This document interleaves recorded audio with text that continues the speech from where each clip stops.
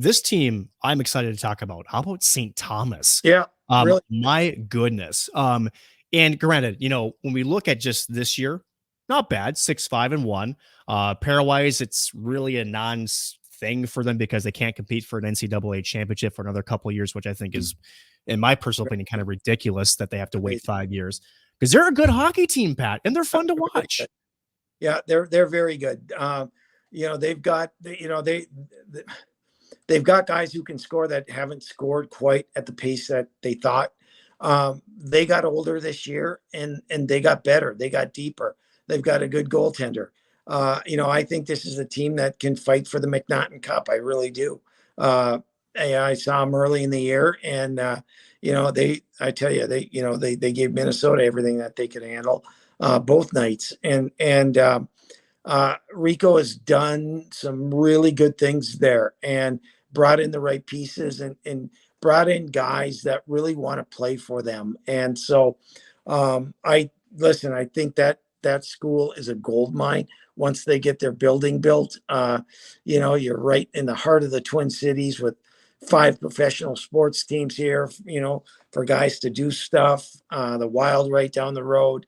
I think it's going to be a really interesting place in a couple of years. I would argue it's almost now, right? They're second in the CCHA. Yeah. As you mentioned, the last couple of years, again, first year, they had a lot of, shall we say, Division III players. And I think Rico approached it right. In fact, it was you, Pat, that when we talked a couple of years ago that said Rico, when he came in, could have cleaned house. Yep. He could have said, hey, these D3 guys, they're not at the talent level they need to be. But he didn't take that approach. He said, Nope. You know what? We're going to work. We're going to just go with it, and we're going to grow as a group. And I think there's a lot of respect that goes around with Rico because of the way he approached that. And now, when 2 short years later, they're near the top of the CCHA. And like you said, he's got players that are coming in. He got really good transfer portal gets, such as Matthew Gleason, the former Cretin-Durham Hall kid that comes over from CC. Like you said, it's a good mix, but more so, this team is bought into their system.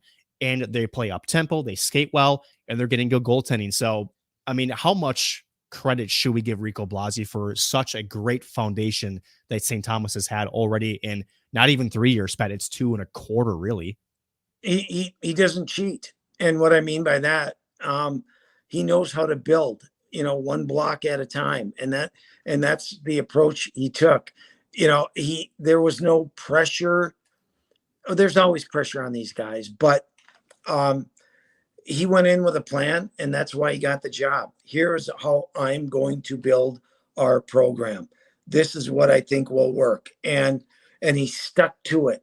And he didn't waver from it, didn't take a right turn or a left turn. He stayed on it, and they're building it, and they're getting some respectability.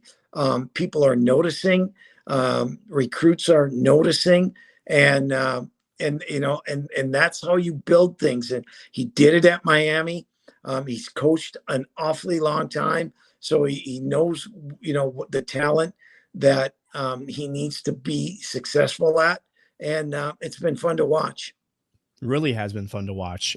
Speaking of players that have been fun to watch, Pat, for the Tommies this year, Lucas Walling's got 6 goals, 12 points on the season. But you mentioned goaltending. How about Aaron Trotter? Holy cow.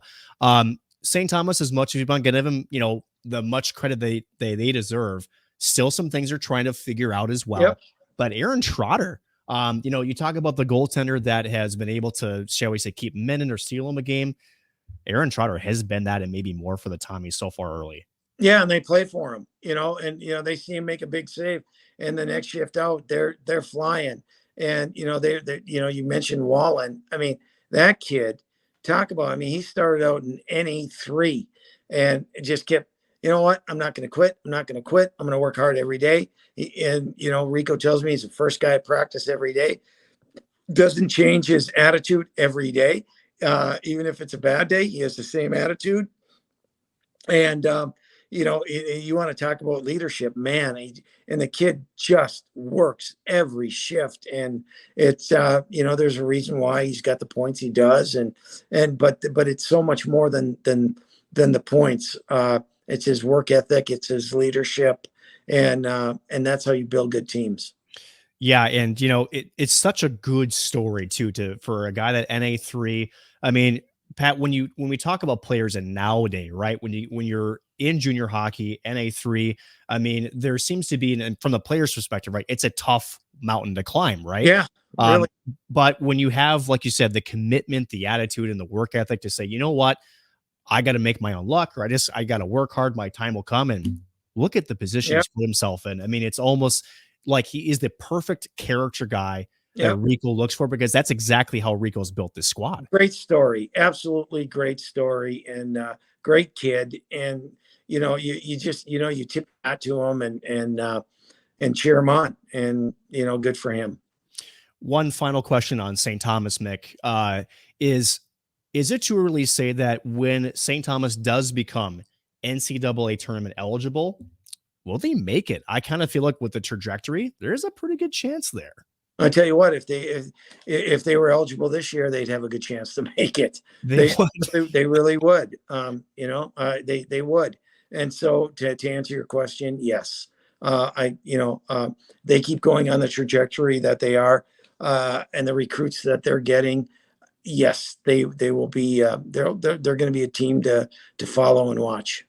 And speaking of ways to impress recruits or getting noticed, that's one way to do it, right? Your first year of eligibility and you making the dance. That'd be quite the storyline too. And playing down here in the Twin Cities arena. Yeah. And that's going to be one heck of a barn too, right? It will be. It's going to be fun to watch them. No doubt.